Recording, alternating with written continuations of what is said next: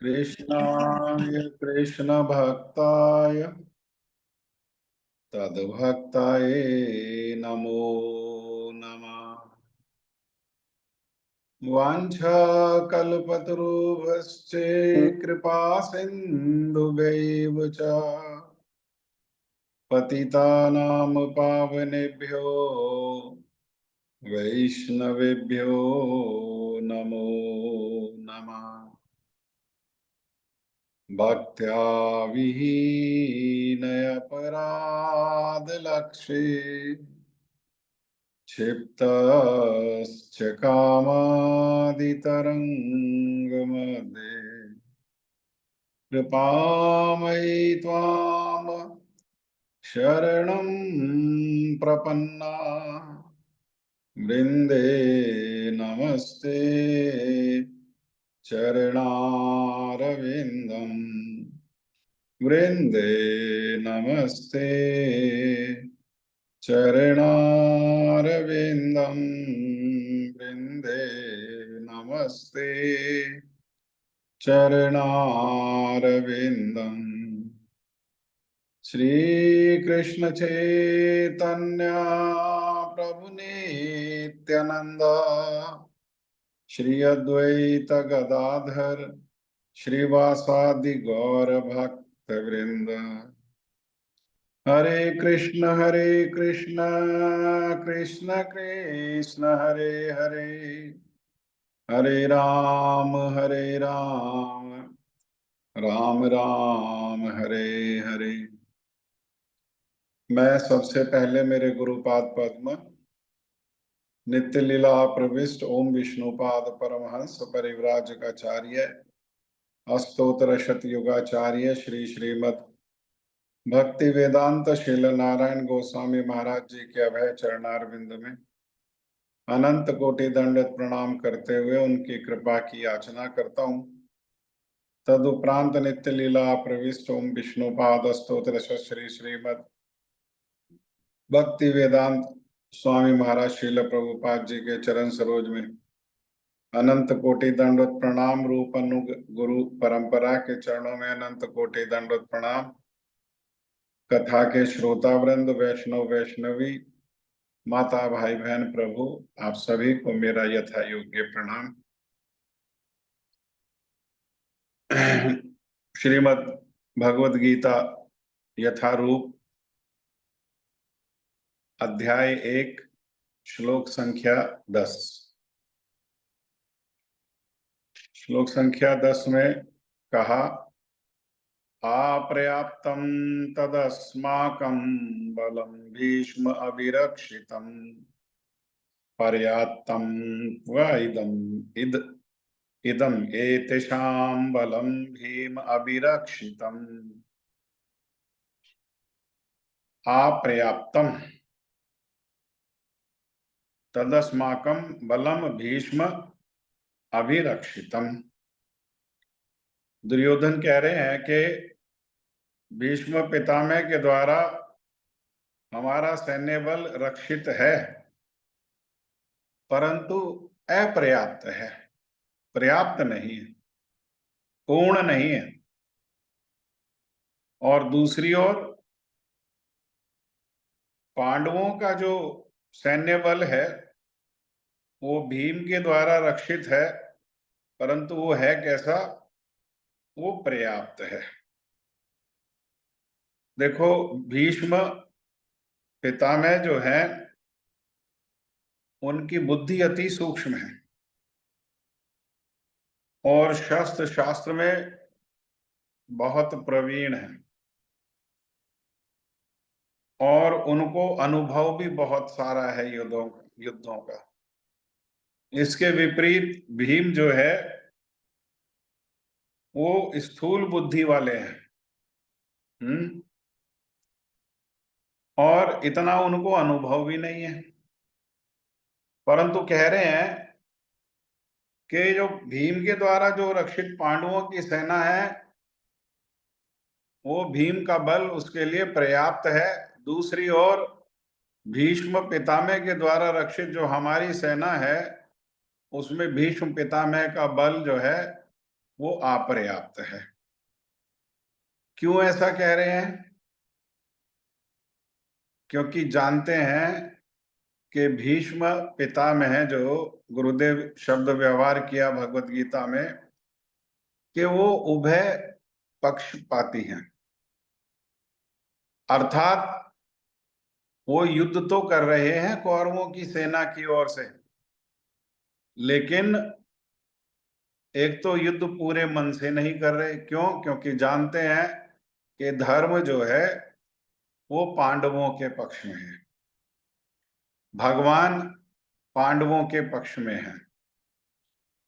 और दूसरी बात, वो इतना प्रेम करते हैं पांडवों को कि जब युद्ध का ठहर गया और युद्ध प्रारंभ होने ही वाला था, तो उसी समय भीष्म पितामह ने कहा कि मैं पांचों पांडवों को मैं नहीं मारूंगा। ये बात दुर्योधन जानते हैं। दूसरी ओर जो भीम है वो तो पूरे मन से युद्ध करेगा पांडवों के लिए, और भीष्म पितामह जो है वो पूरे मन से युद्ध नहीं करेंगे। इसीलिए वो जो भीष्म पितामह को बल अधिक होते हुए, कौशल अधिक होते हुए, बुद्धि भी शास्त्र युक्त होते हुए, और दूसरी ओर भीम मोटी बुद्धि भी होते हुए, तब भी जो भीम का बल है वो पांडवों की सेना की रक्षा करने के लिए पर्याप्त है। और ये हमारी सेना को जो भीष्म के द्वारा रक्षित है, वो भीष्म का बल जो है वो पर्याप्त नहीं है। क्योंकि पांडवों की सेना से तो वो लड़ लेंगे, सेना को तो मारेंगे, लेकिन पांचों पांडवों को तो मारेंगे ही नहीं। पांडव तो सामने भी आएंगे तब भी नहीं मारेंगे। तो फिर ये युद्ध कैसा? जब तक पांडव मारे नहीं जाएंगे तो पांडवों की हार कैसे होगी? दूसरी ओर भीम के सामने तो जो भी आएगा, तो भीम तो बहुत क्रोध में है वैसे भी। उसने तो क्या क्या कस्में खाई हुई हैं, क्या क्या प्रतिज्ञा ली हुई है। वो तो मार डालेगा सब जो सामने आएगा। तो भीम पूरे मन से लड़ रहे हैं और भीष्म पितामह पूरे मन से नहीं लड़ रहे। इसीलिए ये क्या दिखाई देता है? ये दुर्योधन के हृदय में भय दिखाई दे रहा है, युद्ध के प्रति भय दिखाई दे रहा है। इसीलिए अगले श्लोक में कह रहे हैं, अयनेषु च सर्वेषु यथा भागम अवस्थिता भीष्मैव अभिरक्षन्तु भवन्ता सर्व एव हि।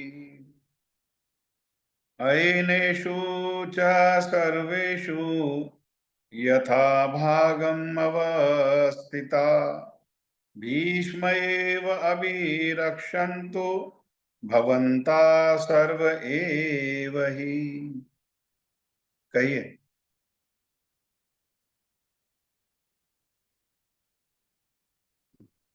कौन बोलेगा श्लोक? मैं बोलती हूँ प्रभु जी। बोलिए। अयनेषु च सर्वेषु यथा भागमवस्थिताः भीष्मेवाभिरक्षन्तु भवन्तः सर्व एव हि।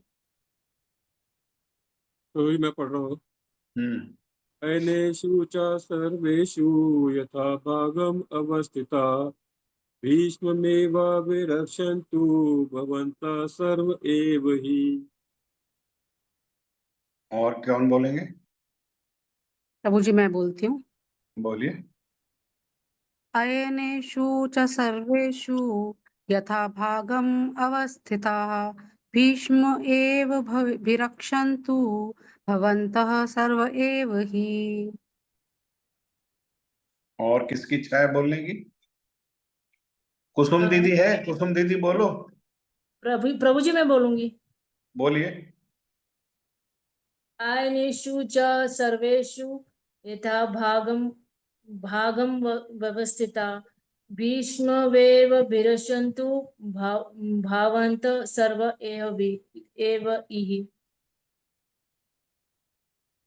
और कौन बोलेंगे? सुधा दीदी है तो बोलो, कुसुम दीदी है तो बोलो। और भी जिसकी इच्छा है, मेरे को पता नहीं कौन कौन कनेक्टेड है। मैं नेक्स्ट बोल रहा हूँ प्रभु जी। ये नहीं बोलना। अभी मैं करती हूँ थोड़ा। अच्छा ठीक। और कोई बोलना चाहते हैं?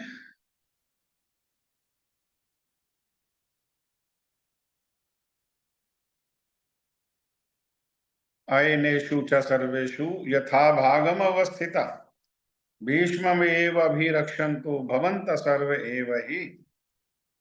इसीलिए क्या करो भाई, आप जो है वो सैन्य व्यू में अपने अपने मोर्चों पर खड़े रहकर, अपने अपने मोर्चों पर खड़े रह करके, अर्थात अयनेषु बताया। अयनेषु का अर्थ है कि जो प्रवेश द्वार हैं उन पर अपना अपना जो जिसका जो निर्दिष्ट स्थान है वो वहां स्थित रहे। और आप सब लोग क्या करो, आप सब लोग मिलकर के भीष्म पितामह की पूरी पूरी सहायता करो और सब प्रकार से आप लोग भी रक्षा करो भीष्म पितामह की। तो दुर्योधन गुरु द्रोण आदि को सावधान कर रहा है कि भाई आप लोगों को सावधान रहना पड़ेगा। और इसके लिए ही दुर्योधन कह रहे हैं अयनेषु।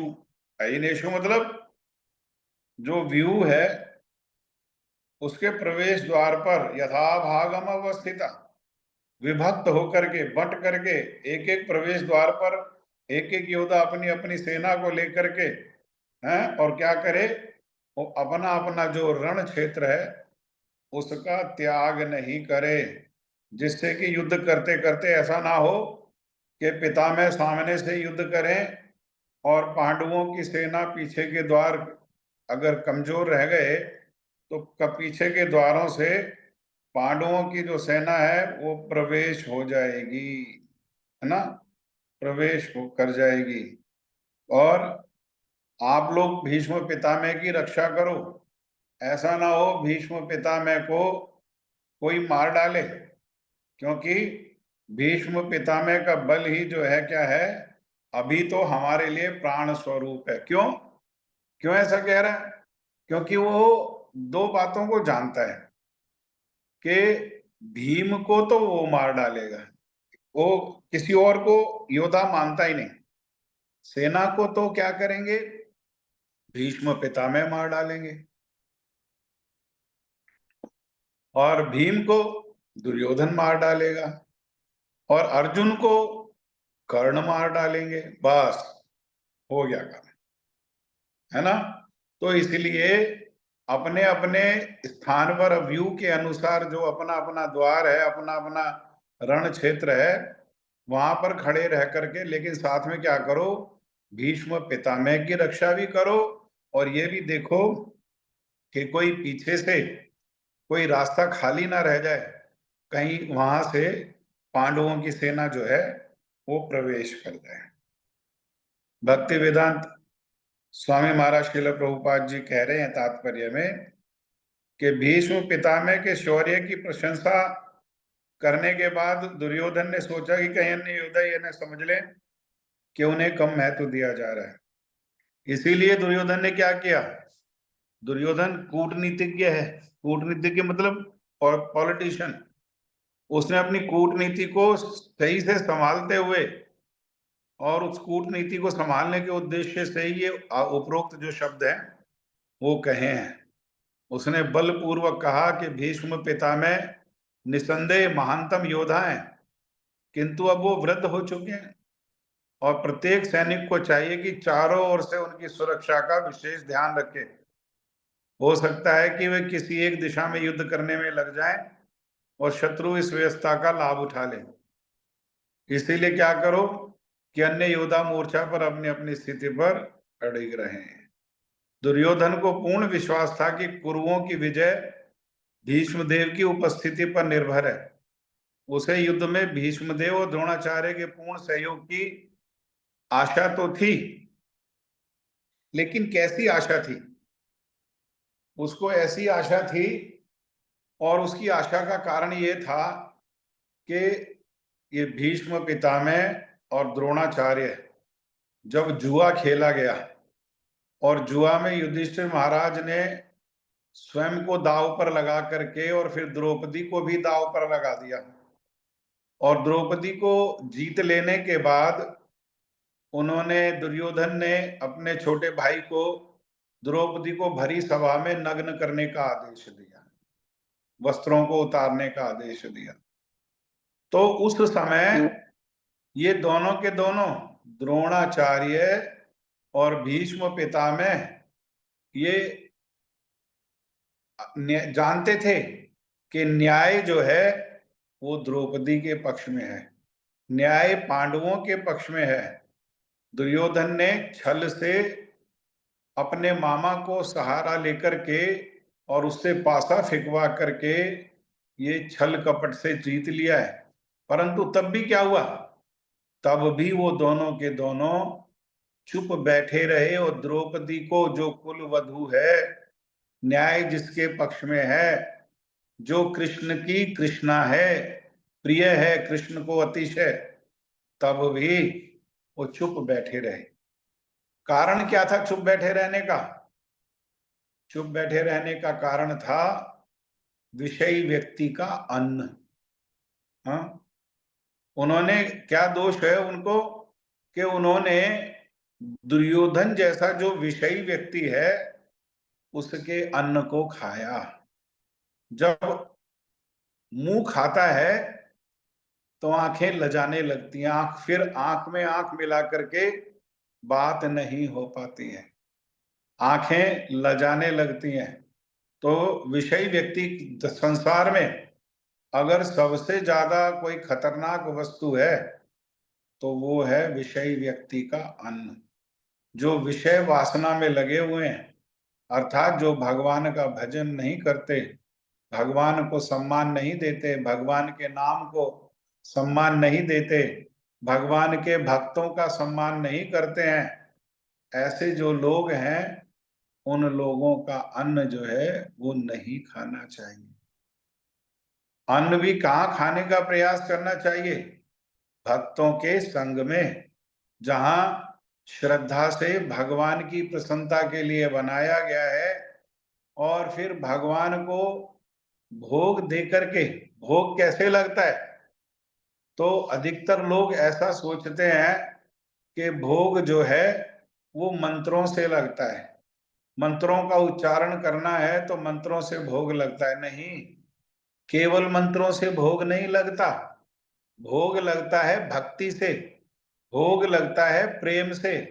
क्योंकि जो भगवान भोग लगाने वाले हैं वो स्वयं भगवत गीता में कहेंगे आगे जाकर के, पत्रम पुष्पम फलम तोयम यो मे भक्त्या प्रयच्छति। वो खुद ही कहेंगे कि मैं, कोई पत्ता देता है तो मैं पत्ता भी ग्रहण कर लेता हूँ, कोई फूल देता है फूल भी, फल भी, तोयम मने जल भी, लेकिन किसका लेता हूं, किसका खाता हूं, किसका ग्रहण करता हूं? यो में भक्त्या प्रयच्छति, जो भक्ति से मुझे प्रदान करता है उसका मैं पत्ता, फल और जल और फूल भी ग्रहण कर लेता हूं।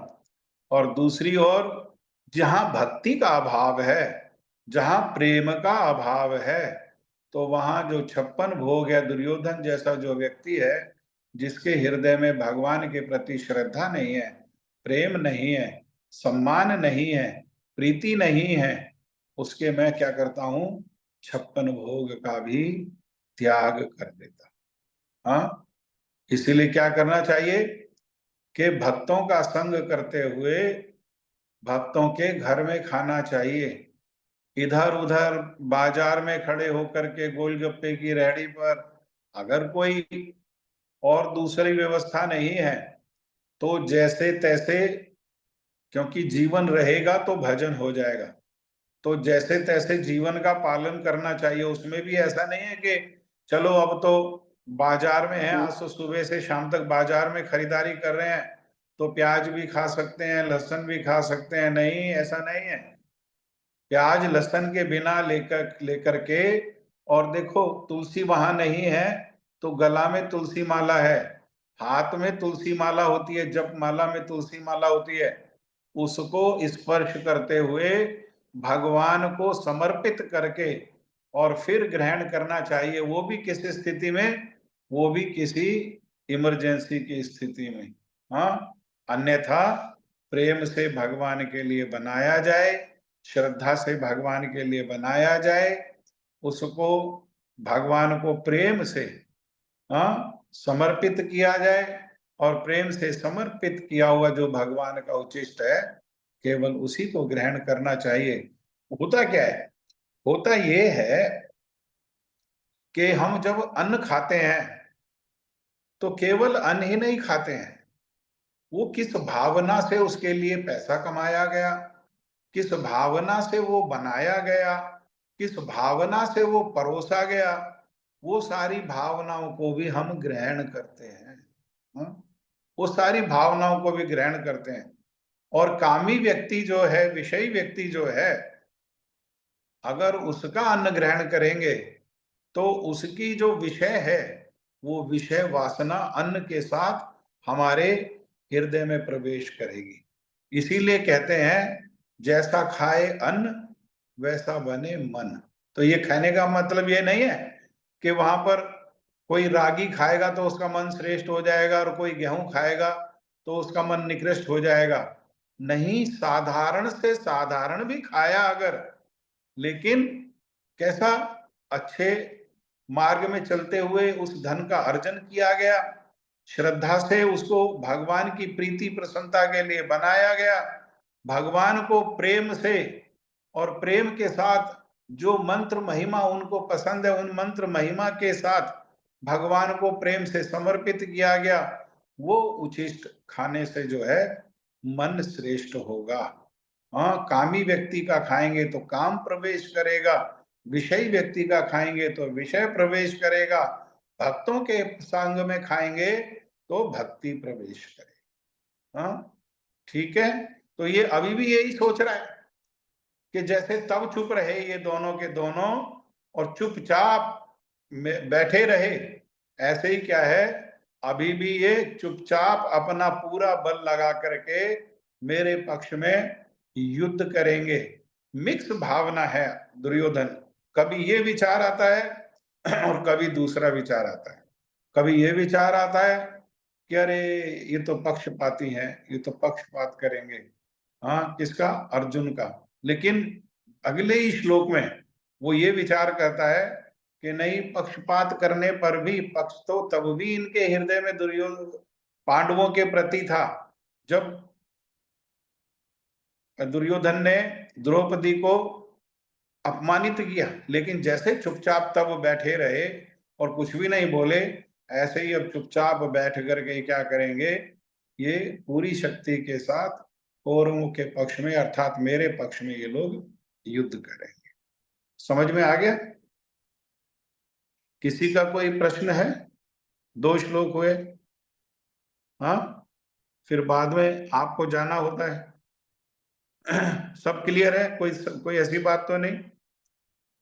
आज जो हमारा सत्संग है, हमारी शशि दीदी, उनका स्वास्थ्य ठीक नहीं है, तो आज का सत्संग का जो फल है हम आप सभी की ओर से ये शशि दीदी को प्रदान करते हैं और उनका जो स्वास्थ्य है वो स्वास्थ्य जल्दी से स्वस्थ हो जाए, उसके लिए भगवान के श्री चरणों में प्रार्थना करते हैं और ये सत्संग का उनको फल दें जिससे कि उनको अतिशीघ्र वो स्वस्थ हो जाए।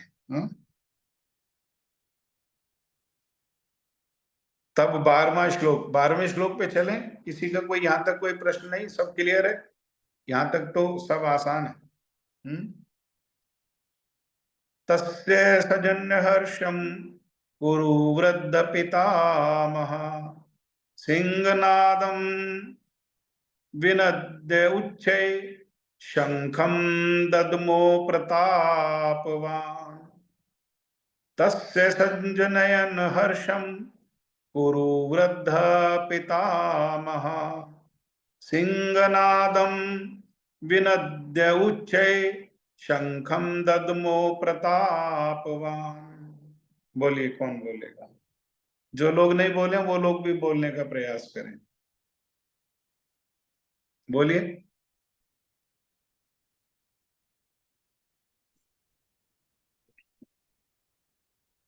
तस्य संजयन् हर्षं कुरु वृद्धः पितामहः सिंहनादं विनद्योच्चैः शङ्खं दद्मौ प्रतापवान्। तस्य संजनेन हर्षं कुरु वृद्ध पितामहः सिंहनादं विनद्योच्चौ शङ्खं दद्मौ प्रतापवान्। और भी बोलिए। तस्य संजनयन्नश कुरुवृद्ध पितामहः सिंहनादं विनद्योच्चे शङ्खदम्भो प्रतापवान्। Very good. और कौन बोलेगा?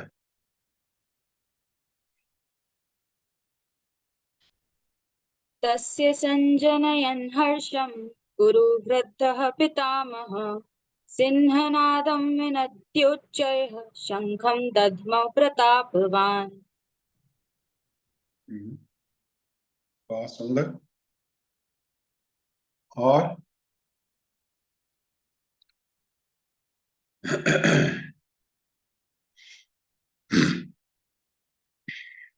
तब कुरुवंश के वयोवृद्ध परम प्रतापी एवं वृद्ध पितामह है। ये सब किनके लिए कह रहे हैं? ये भीष्म पितामह के लिए कह रहे हैं। वो वृद्ध हैं परंतु कैसे हैं? परम प्रतापी हैं। और पितामह हैं, उन्होंने क्या किया? सिंह गर्जना सी ध्वनि करने वाले अपने शंख को उच्च स्वर से बजाया। उद्देश्य क्या है वो शंख बजाने का?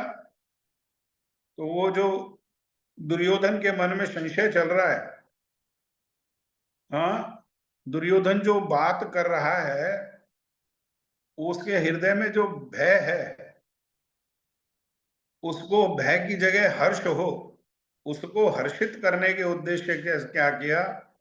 उन्होंने सिंह के समान, जैसे सिंह की गर्जना होती है ऐसी गर्जना करते हुए ऊंचे स्वर से उन्होंने अपने शंख को बजाया। हाँ, क्यों?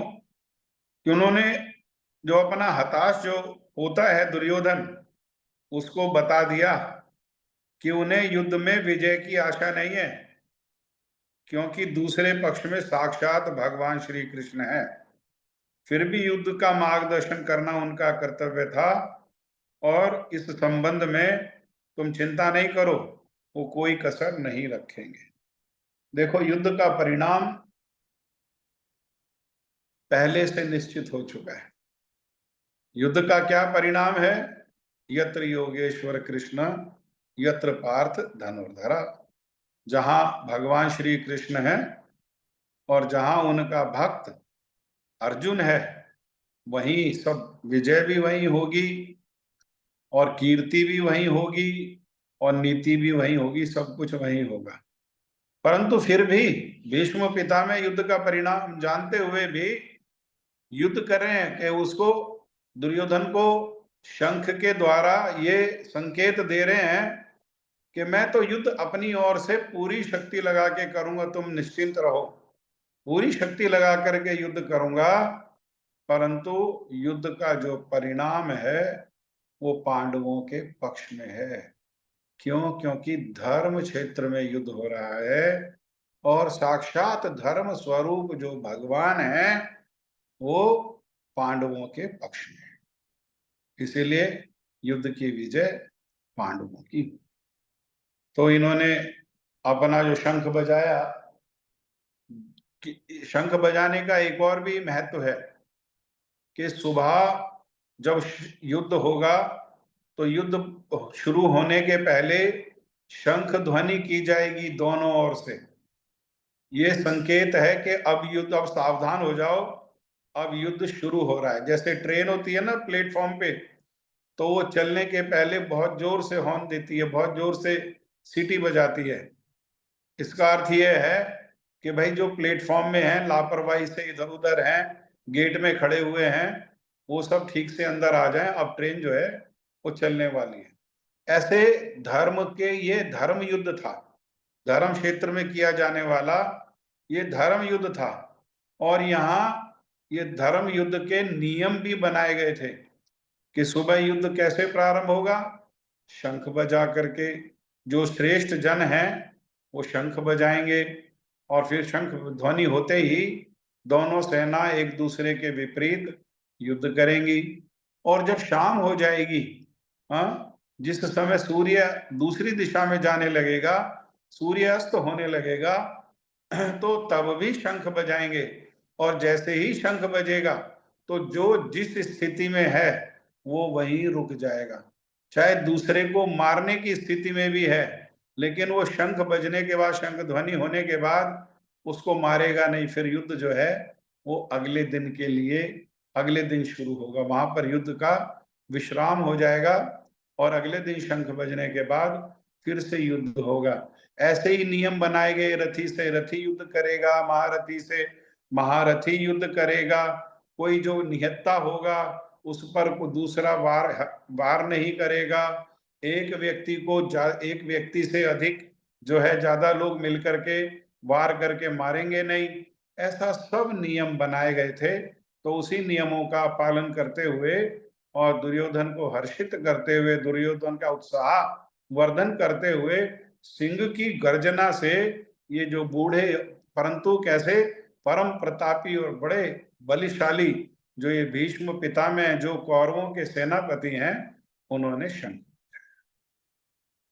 दूसरी ओर जैसे ही शंख बजा तो क्या हुआ, तत्शंखाश्च भैर्यश्च पणवाणक गोमुखा सहसैवाभ्यान हंत सा शब्द तुमुल तुमुल अभवत तत्शंखाश्च भैर्याश्च पणवाणक गोमुखा सहसैवाभ्यन्नन्त सा शब्द तुमुल अभवत।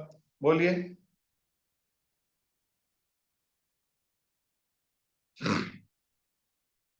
बोलो भाई।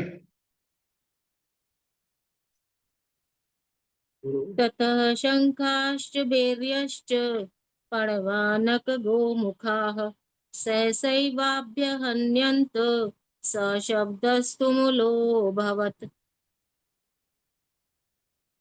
तुमुल अभवत। ततः शङ्खाश्च भैर्यश्च पणवानकगोमुखा सहसैव अभ्यन्ता सा शब्दस्तुमुलो अभवत्। संधि विच्छेद करके पढ़ लो इसको, अगर थोड़ा कठिन हो रहा है तो। और बोलो, कौन बोले?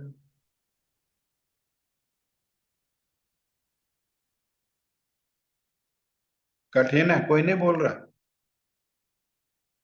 मेरा आपसे प्रार्थना है कि भगवत गीता की क्लास तो एक दिन होती है, लेकिन इसका अर्थ ये नहीं कि केवल हम 8:20 पे या 8:30 पे या 8:45 पर आ गए और हमने भगवत गीता को सुन लिया और फिर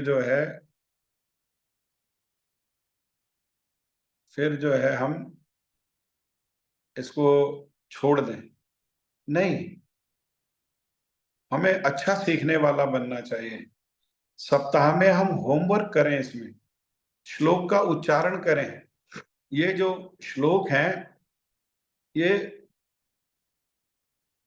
अच्छा कविता दीदी, आप कुछ आप बोलना चाहती हो श्लोक? क्या कृष्ण प्रिया दासी?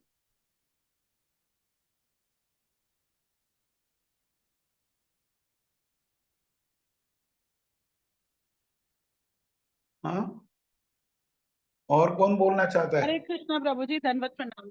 धन्यवाद जी, बोलिए। हाँ जी, एक मिनट।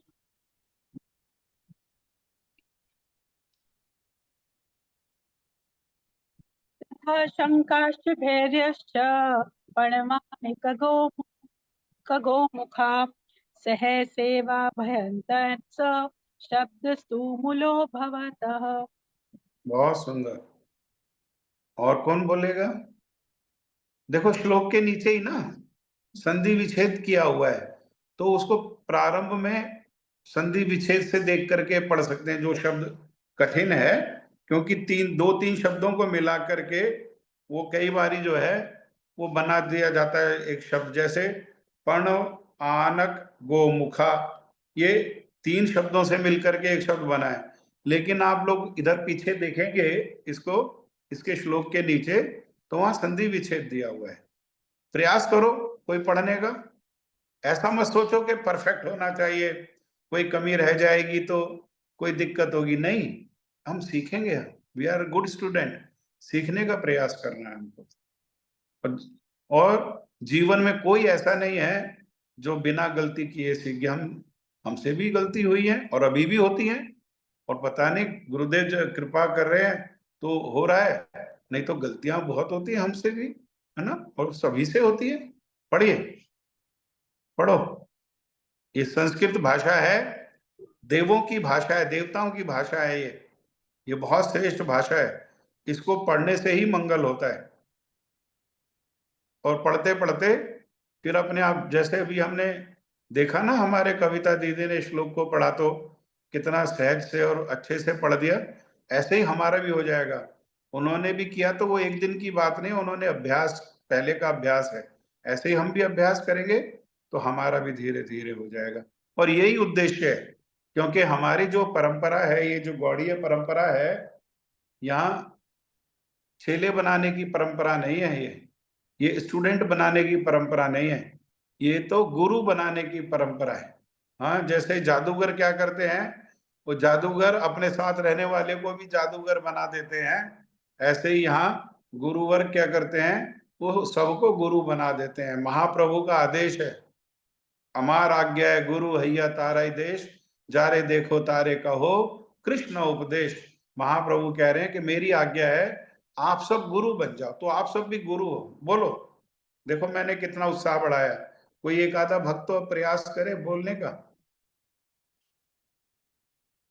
हरे कृष्ण प्रभु। हरे कृष्ण। ततः संभाष्य ध्येयश्च प्रणवानक गोमुखा सहसेवा भयन्तः स शब्दस्तु मूलो भवत्। और कोई बोलना चाहते हैं? बोलो। बोलिए। सत्संख्याश्च भर्यश्च वनवानक गोमुखा सहस वाभ्य हनन्ते से शब्द सतमूलो भवत। तुमूलो भवत। हाँ। उसके बाद क्या हुआ? उसके बाद शंख बज गए भैया, और नगाड़े, ढोल, मृदंग, और रण युद्ध में बजने वाले जो उत्साह देने वाले और जो चीजें हैं, वो अनेक प्रकार के जो वाद्य यंत्र हैं, जो वीर रस के यंत्र हैं, वो एक साथ बज उठे। और उससे क्या हुआ? एक साथ शंख के साथ बजने से बहुत प्रचंड ध्वनि हुई। हाँ, बहुत प्रचंड ध्वनि हुई। यहाँ तीन शब्दों को मूल रूप में कहा गया है। पणव, पणव का अर्थ क्या है? पणव मतलब ढोल। आनक, आनक का क्या है? मृदंग। गोमुख, गोमुख क्या है? ये रणशिंगा। हाँ, अनेकों प्रकार के जो सींग हैं, जो रण में बजाए जाते हैं, रण में मतलब युद्ध स्थल में बजाए जाते हैं, जिनसे वीर रस की आवाज आती है, जिनसे क्या होता है, हृदय में उत्साह बढ़ता है, युद्ध के लिए उत्साह बढ़ता है। क्योंकि देखो जब हम लोग कीर्तन करते हैं, किसी भी कथा के पहले, कोई कार्यक्रम के पहले कीर्तन किया जाता है, तो उस कीर्तन से भक्ति बढ़ती है ना। और दूसरी ओर सतोगुणी गाने गाने से सतोगुणी प्रभाव बढ़ता है। रजोगुणी गाने से, जैसे देशभक्ति का गाना गाएंगे तो देशभक्ति का प्रभाव बढ़ेगा। ऐसे युद्ध में, युद्ध क्या है, वो तमोगुण है, वहां तमोगुणी जो है वो चीजें बजाई गई, जिससे क्या है, और कैसे वीर रस से वो बजाई गई, जिससे कि हृदय में युद्ध के प्रति उत्साह हो। हाँ, और ऐसा स्वर अत्यंत कोलाहलपूर्ण था। तो तब क्या हुआ, तब जो है अभी ये जैसे ही ये मानो युद्ध प्रारंभ ही होने वाला है, तभी तथा श्वेते हर्युक्ते महती सनंदने सानदने स्थितो माधवा पांडवश्चैव दिव्यो शंख प्रद प्रदद्मतु प्रदद्मतु प्रदद्मतु। हाँ ठीक है, बोलो।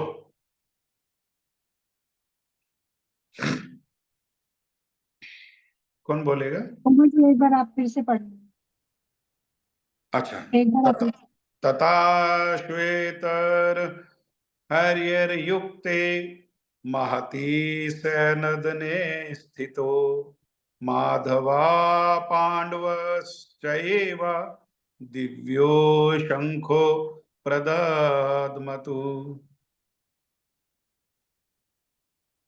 ततः श्वेतैर्हयैर्युक्ते महती स्यन्दने स्थितौ माधवः पाण्डवश्चैव दिव्यौ शङ्खौ प्रदध्मतुः। बहुत सुंदर। तथा ततः श्वेत श्वेत हये। अच्छा प्रभु जी।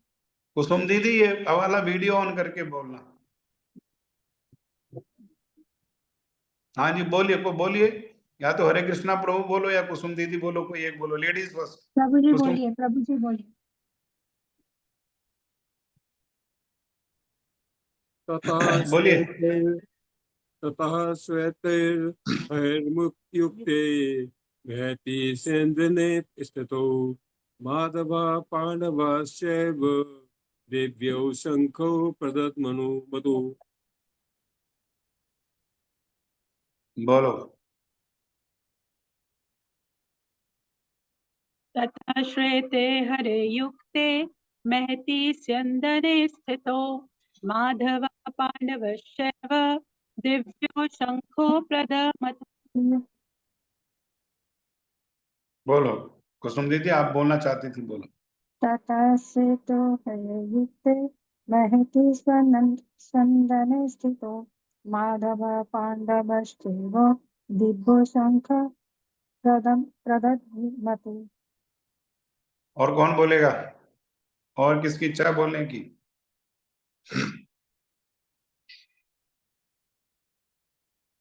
कोई मैं बोलना बोल चाहता है? हाँ बोलिए। ततः श्वेतैर्युक्ते महती स्यन्दने स्थितो माधवः पाण्डवश्चैव दिव्यो शङ्खो प्रदध्मतुः।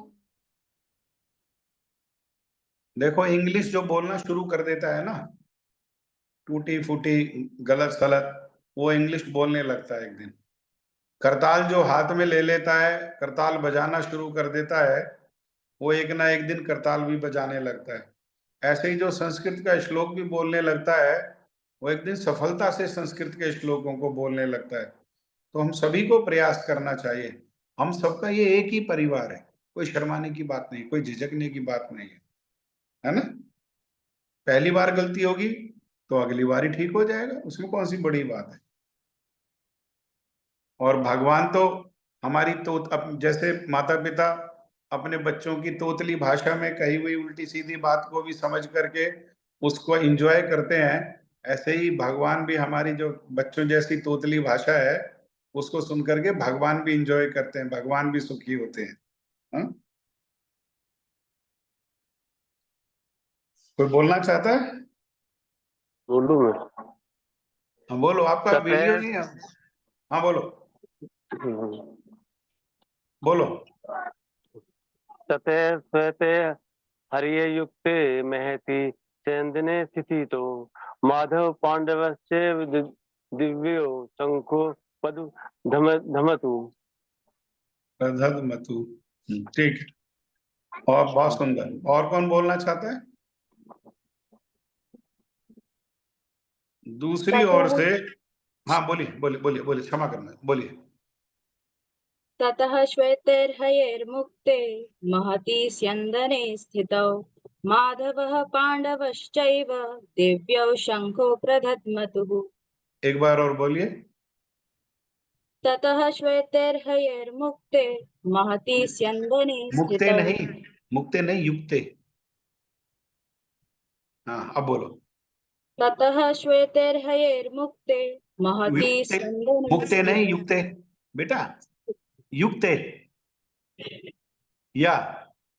हाँ बोलो। ततः श्वेतैर्हयैर्युक्ते महति स्यन्दने स्थितौ माधवः पाण्डवश्चैव दिव्यौ शङ्खौ प्रदध्मतुः। Very good, very good. और कोई बोलना चाहता है?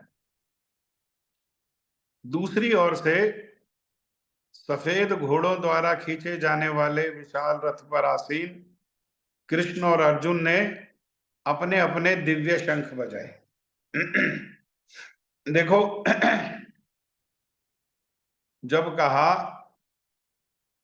कि भीष्म पितामह ने शंख बजाया, तो उसमें यह नहीं कहा कि उन्होंने, उनके शंख को दिव्य नहीं कहा गया, बस उन्होंने कहा कि वो सिंह गर्जना करते हुए बड़ा जोर से उन्होंने शंख बजाया। लेकिन यहाँ भगवान का जो माधव है, हाँ, और पांडव माने अर्जुन, इन दोनों के जो रथ है उनको क्या ऐसा बताया? दिव्यो शंखो। वो दिव्य शंख है और दिव्य शंखों को उन्होंने बजाया। तो यहाँ पर भक्तिवेदांत स्वामी महाराज श्रील प्रभुपाद जी भी कह रहे हैं कि भीष्म देव द्वारा बजाए गए शंख की तुलना में कृष्ण और अर्जुन के शंखों को दिव्य कहा गया है। दिव्य शंखों के नाम से यह सूचित हो रहा था कि दूसरे पक्ष की विजय की कोई आशा नहीं है, क्योंकि कृष्ण पांडवों के पक्ष में है। जयस्तु पांडुपुत्राणाम येषाम पक्षे जनार्दना। जय सदा पांडु के पुत्र जैसों की होती है, क्योंकि भगवान कृष्ण क्या है? उनके साथ हैं। ऐसे ही अगर हमारे जीवन में भी कृष्ण का प्रवेश हो जाए, है ना, हमसे गलती क्या होती है कि हमें हमारे संसार में कृष्ण को प्रवेश कराना है, लेकिन हम लोग गलती से क्या करते हैं, क्योंकि हमारा अभ्यास ऐसा है, हम कृष्ण में संसार को प्रवेश करा देते हैं। हमें संसार को प्रवेश नहीं कराना कृष्ण में, अर्थात भक्ति में संसार को प्रवेश नहीं कराना।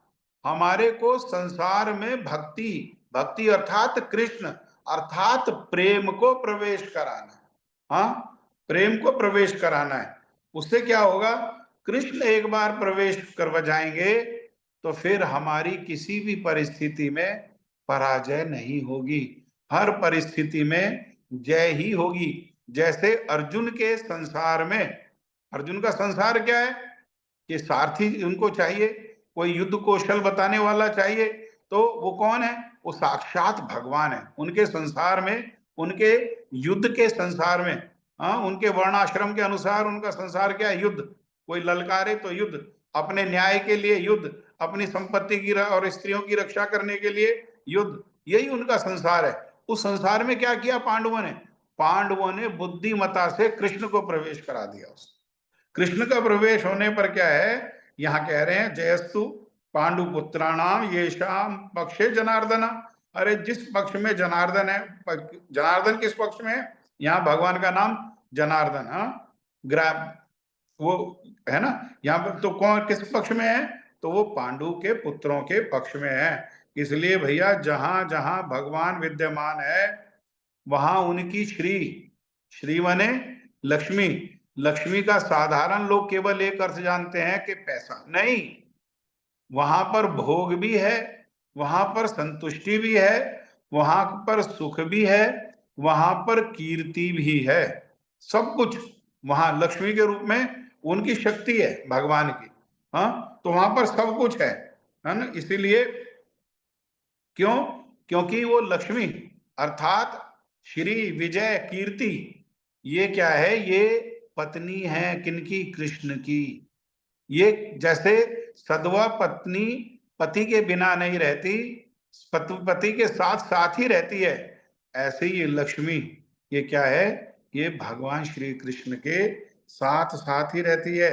अतः जैसा कि विष्णु या भगवान कृष्ण के शंख द्वारा उत्पन्न दिव्य ध्वनि से सूचित हो रहा था, विजय और श्री दोनों ही अर्जुन की प्रतीक्षा कर रहे हैं। इसके अतिरिक्त जिस रथ में ये दोनों मित्र आसीन थे, वो रथ क्या है? वो रथ भी दिव्य है। क्यों? क्योंकि वो रथ जो है अग्नि की देवता के द्वारा प्रदान किया गया, और इससे सूचित हो रहा था कि तीनों लोक में जहां कहीं भी जाएगा ये रथ, वहां विजय कैसी है? वहां विजय निश्चित है। अब इनके शंख दिव्य कैसे हैं? शंख की ध्वनि तो दिव्य है ही है, लेकिन उन शंखों से, वो शंख जिन शंखों से वो दिव्य ध्वनि निकल रही है, वो शंख भी साधारण नहीं है। वो शंख भी कैसे हैं? वो दिव्य हैं।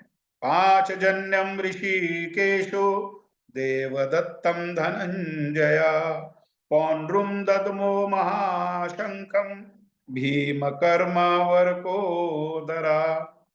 पांचजन्यम ऋषिकेशो देवदत्तम धनंजया पौंड्रुम दद्मो महाशंखम भीमकर्मावर्कोदरा। बोलिए। पंचजन्य ऋषिकेशो देवदत्तं धनञ्जय पौण्ड्रदद्मो महाशंखो भीमकर्मावृकोदरा। हाँ, पाञ्चजन्यं ऋषिकेशो देवदत्तं धनञ्जयः पौण्ड्रं दद्मौ महाशङ्खं भीमकर्मावृकोदरः। पांचजन्यम ऋषिकेशो देवदत्तम धनंजय पौंड्रम दद्मो महाशंखम भीमकर्मा वृकोदरा। मुझे टाइम हो गया, 9:20 हो रहा है। ऋषिकेशो देवदत्तं धनञ्जय पौण्ड्रो दद्मो महाशंखः भीमकर्मावृकोदरः। और कोई बोलना चाहते हैं? एक बार फिर से अब हम जप करेंगे, क्योंकि जप का समय हो गया है, 9:20 हो गए हैं।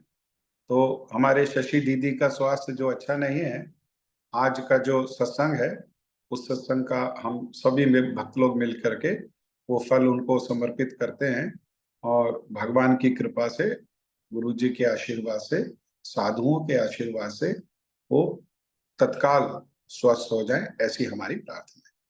जिसका जप की बारी है, इसका अर्थ और इसको फिर अगले क्लास में चर्चा करेंगे। अभी जिनकी जप की बारी है वो जप करें। ओम अज्ञानतिमिरन्धस्य ज्ञानाञ्जनशलाकया चक्षुरुन्मिलितं येन तस्मै श्रीगुरुवे नमः। नमः ओम विष्णुपादाय राधिकाय प्रियात्मने श्री श्रीमद्भक्तिवेदांत नारायण गोस्वामी इति नामिने। नमः ओम विष्णुपादाय कृष्णप्रेष्ठाय भूतले श्री श्रीमद्भक्तिवेदांत स्वामी